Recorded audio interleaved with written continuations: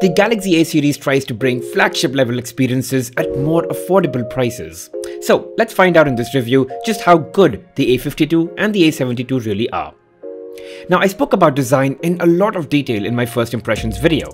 The build is all plastic, but I really have no issues with that because it keeps the weight of the device light and makes one-hand use slightly easier, and it's much less prone to scratches, cracks, fingerprints, and dust. And most likely you're going to put on a case, so does it really matter?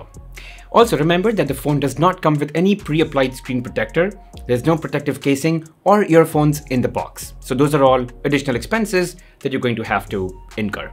But I love the fact that they still have provided for the 3.5mm headphone jack, and you get a hybrid SIM tray. So you have the option to have 2 SIM cards or 1 SIM card and 1 microSD card to expand storage by up to 1 TB.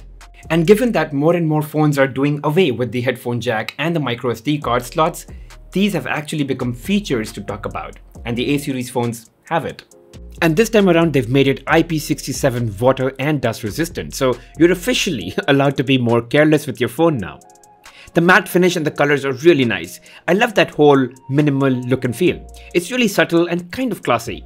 That matte texture finish feels really good to me. It's just so plain and simple. And hey, I use the Galaxy S21 Ultra as my daily driver, and I would totally not mind using this one or, carrying it around with me. So yeah. And you can see it's got a very flat profile, which is more reminiscent of iPhones and even the S21 basic version. And this time around, they've put in stereo speakers, so the top earpiece and the bottom firing speakers both work together simultaneously, outputting sound. So this means that you get more volume, better clarity, and you can use Dolby Atmos without actually connecting a pair of earphones wired or wirelessly. Now, both the phones support 25-watt super fast charging, but you only get the 25-watt charger with the A72, and you get a 15-watt charger with the A52 in the box.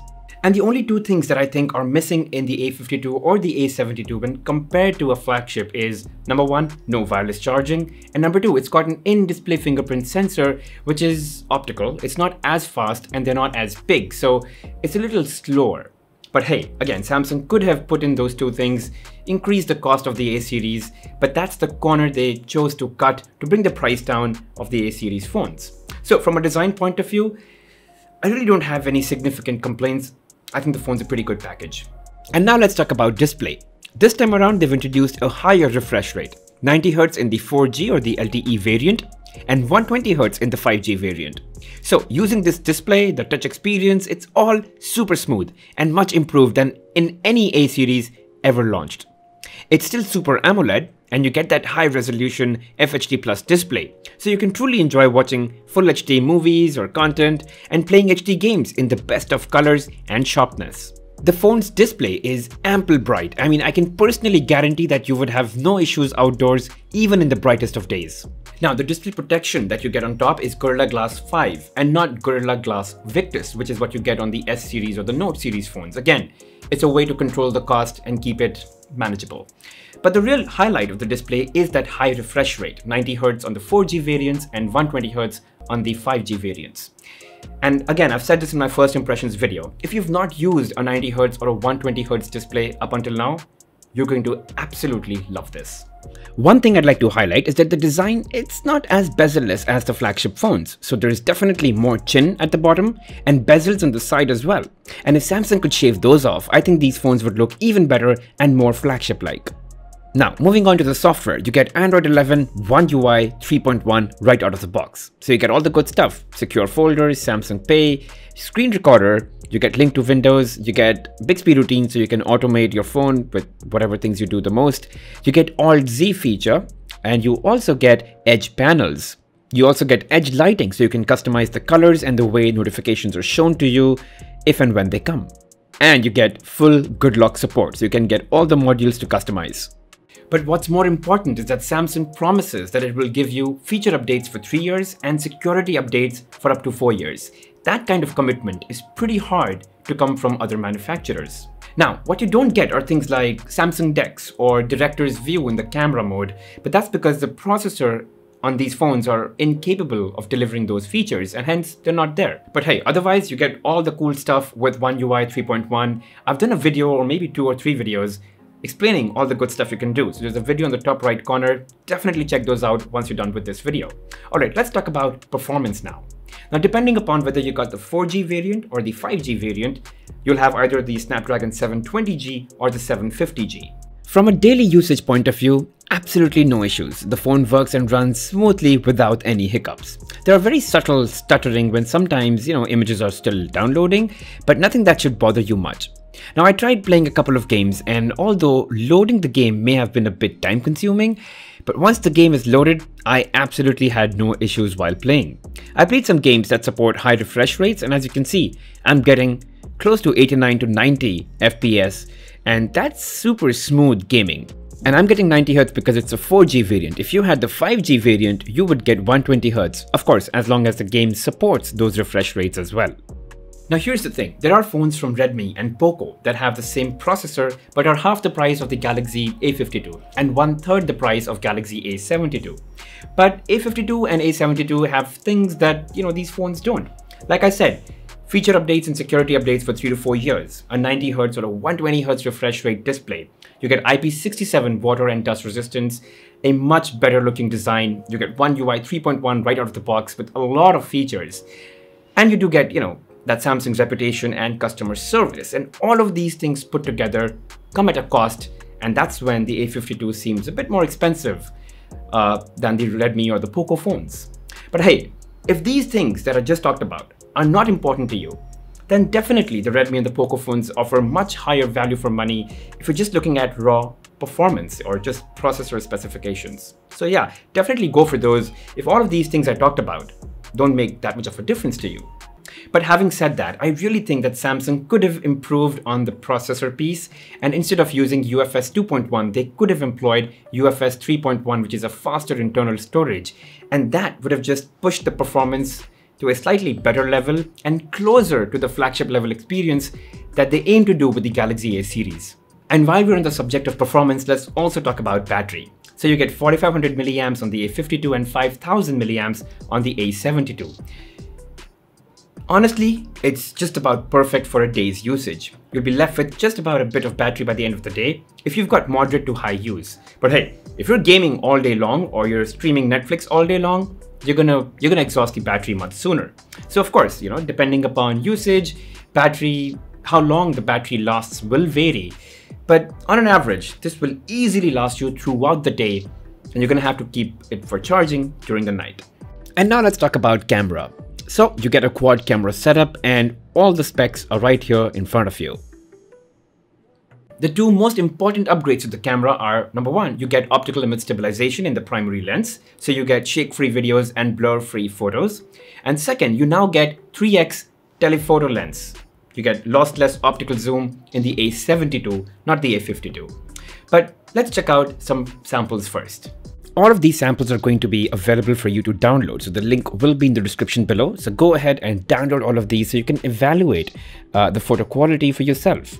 Also, these are pictures taken using the primary lens in regular 16 megapixel mode and not the 64 megapixel mode. Of course, there's more detail in that, but for the demonstration purpose, I think 16 megapixel mode was quite good.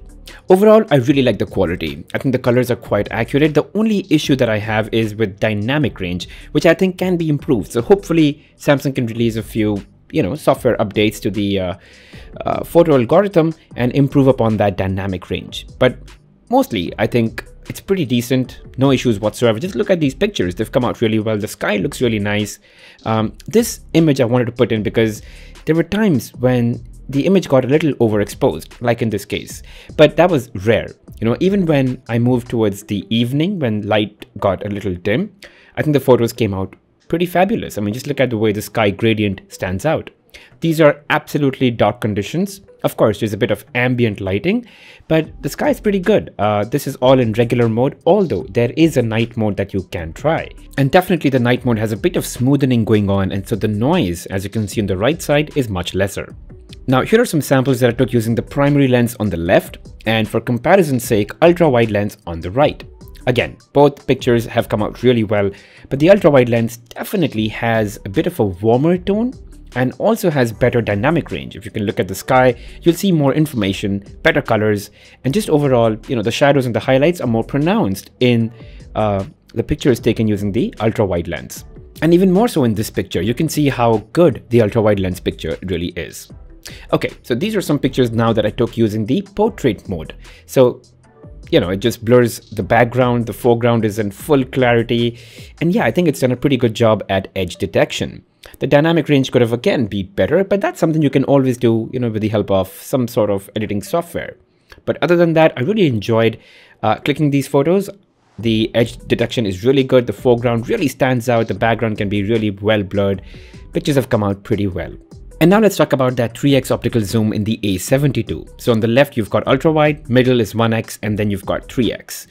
So I think the 3x zoom is pretty good. It's lossless optical zoom, so you get really high quality imagery. You've got 1x on the left and 3x on the right now. And you can look at the clarity for yourself. There's actually no deterioration in quality. And of course, I would urge you to download these and see it for yourself. You don't have to take my word for it, but all of these images look really nice. No loss whatsoever.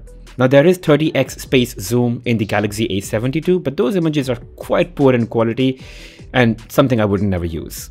There's also a macro lens in both the phones, and again, some samples for you to try.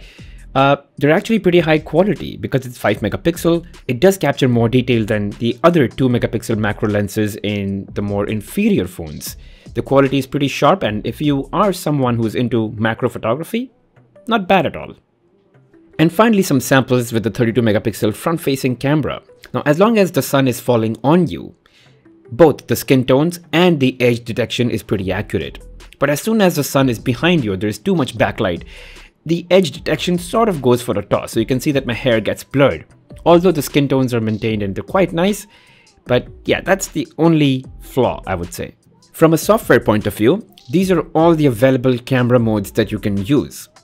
And a couple of things that are missing that you do get in the flagship phones are director's view and portrait video. Now, I'm not sure why portrait video is not a part of the Galaxy A72 and the 52, but I feel that could have been introduced. But anyway, so yeah, these are the camera modes that are available and not available. Even within single take, you only get 3 types of effects, although the S21 Ultra has 6 types of shots that can be taken using single take. So just something to highlight. And while both the phones can shoot 4K at 30 FPS, the A72 can also shoot Full HD at 60 FPS. Now there are video samples in the link in the description, so make sure to check those out. Alright, conclusion time. From a simple value of money point of view, the A52 definitely offers much higher value for money than the A72.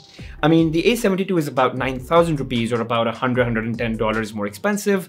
And for what? Just slightly bigger display, slightly larger battery capacity, and that 3x telephoto lens, which I don't know how often you would use. So in my opinion, very tough to justify that price difference. So A52, definitely higher value for money. Now, having said that, you may think that the A52 is still expensive when compared to phones from other manufacturers and what they offer on sheet as specs.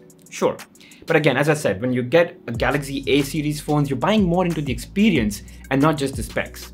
So, you know, I talked about a really good design. You get stereo speakers, you get expandable storage, you get 3.5mm headphone jack, you get a 90Hz to 120Hz refresh rate, you get IP67 water and dust resistance. You get One UI 3.1, which has a ton of features built into the phone natively. So, and then I talked about, you know, how you get Samsung's customer service, and they come with certain reputation that other brands may not have yet. So it's really just buying into all of that, and it all comes at a certain premium, and that's the price you end up paying with the A52 or the A72. And at the end of it, it really boils down to what's important for you. If all of those things that make up the experience are not important, no point spending too much money. You can definitely get a cheaper phone that offers pretty much the same specs.